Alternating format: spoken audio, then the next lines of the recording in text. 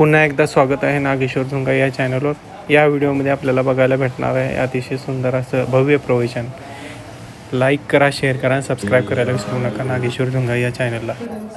भावातीतं त्रिगुणरहितं सद्गुरुतं नमामि. गुरु ब्रह्मा गुरु विष्णु गुरुर्देवो महेश्वरा. गुरुर साक्षात परब्रह्म तस्मै श्री गुरुवे नमः. व्यासपीठाला नमन करून श्री मडिवाळेश्वर भगवानला नमस्कार करून आदर्श कॉलनीतल्या सगळ्या माता भगिनींच्या चरणी माझा कोटी कोटी प्रणाम. तसेच तिथं जमलेल्या प्रमुख पाहुण्यांना आणि माझ्या उद्धव महाराज भाऊ, वडील आणि गुरु मार्गदर्शन चरणी माझा दंडवत. आणि आता माझे 4 शब्द बोलण्याकरता मला संधी मिळाल्याबद्दल धन्यवाद. मी काही बोलायची तशी काही पारंकार नाही, हरिभक्त नाही, साधी सोपी आपल्यासारखीच आहे. 4 शब्द बोलायला मिळाल्याबद्दल मलाही थोडा आनंद वाटला.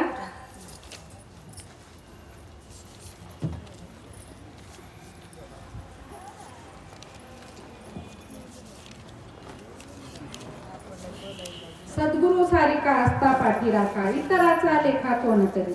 राजा याची कांता काय भीक मागे, मनाची आजोरी सिद्धी पावे. कल्पतरू तळवटी जो कोणी बैसला, काय वाणी त्याला सांगा जोडी.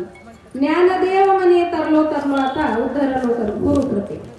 बघा, आपण जीवनामध्ये सद्गुरूची आपणाला भेट झाल्यानंतर सद्गुरू सारखा आपल्या पाठीला असल्यावर आपणाला कशाची गरज आहे, कशाचीच गरज नाही.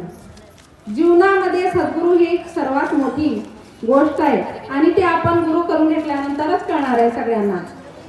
गुरु करून घेतल्यानंतर आपल्या घरामध्ये सगळ्याच गोष्टीची बरकती असते आणि जे काही आपणाला पाहिजे ते गुप्त रूपानं आणि कुठल्याही प्रकारनं गुरुदेव देतात. आणि त्याचा अनुभव मलाच आहे, मी घेतलेला अनुभव आहे.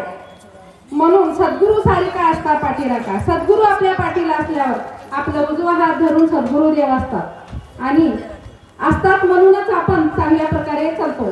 जसं आपल्या अंगाला मळ लागल्यानंतर दररोज आपण स्नान करतो साबण लावून, तसं आत्म्याला भगवंताच्या ध्यानाची गरज आहे.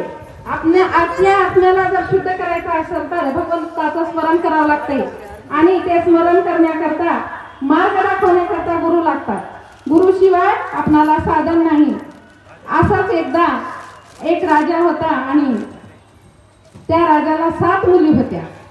7 मुली असल्यानंतर 8व्या वेळेस अजून त्यांची पत्नी गरोदर होती. तेव्हा त्यांनी काय केलं, आपल्या पत्नीला सांगितलं, जर तुला 8वी जर मुलगी झाली तर मी तुला काय करेन, तुला आणि मुलीला मारून टाकेन. तेव्हा राणीला खूप चिंता पडली आणि 9व्या महिन्यात राणी प्रस्तुत झाल्यानंतर तिनं काय केलं, दासीला विचारलं अगोदर, बघ मला मुलगी झाली तर मी काय करू आणि मुलगा झाला तर कसं. तेव्हा दासी म्हटली, तुम्ही काही चिंता करू नका राणी साहेब, तुम्हाला जर मुलगा झाला तरी आनंदाचीच गोष्ट आहे, मुलगी झाली तरी त्याचा मी उपाय काढते. म्हणून राणीनं काय केलं, शांत बसली आणि राणीला मुलगीच झाली.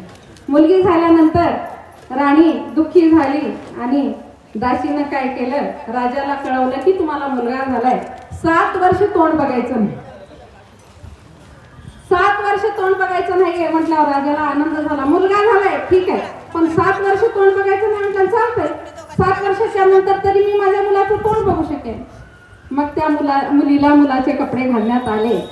7 वर्ष झालं. 7 वर्षाच्या नंतर राजा मुलीला बघितला, मुलगाच आहे म्हणून बघितला, मुलगा आहे माझा म्हणून राजाला आनंद झाला. आनंद झाल्यानंतर मुलगी 18 वर्षाची झाली, 20 वर्षाची झाली. मुलगा समजले राजाने, लग्न करायचं ठरवलं. लग्न करायचं ठरवल्यावर आईला मुलीला खूप खूप चिंता पडली, काय करावं.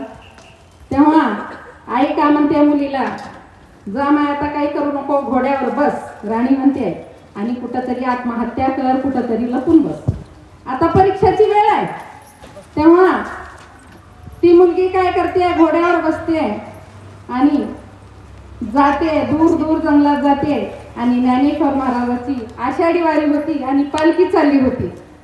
तिला काय वाटलं, आता आपणाला आत्महत्या करायचं आहे, मरायचाच निर्धार ठरवलेला आहे, तर काय करावं, काय करावं म्हणून तिने काय केली, चला संत निघाल्यात संताचं एक वेळेस दर्शन करून आत्महत्या करू म्हणून ज्ञानेश्वर महाराजाच्या जवळ जाते आणि ज्ञानेश्वर महाराजाच्या चरणावर साष्टांग दंडवत घालते. ज्ञानेश्वर माऊली काय म्हणतात, राजाच्या मुलावर तेव्हा मुलगा होते आणि जा सुखानं राज्य कर म्हटल्यावर घरी येऊन सुखानं राज्य करून जाते. बघा संतांमध्ये किती ताकद आहे.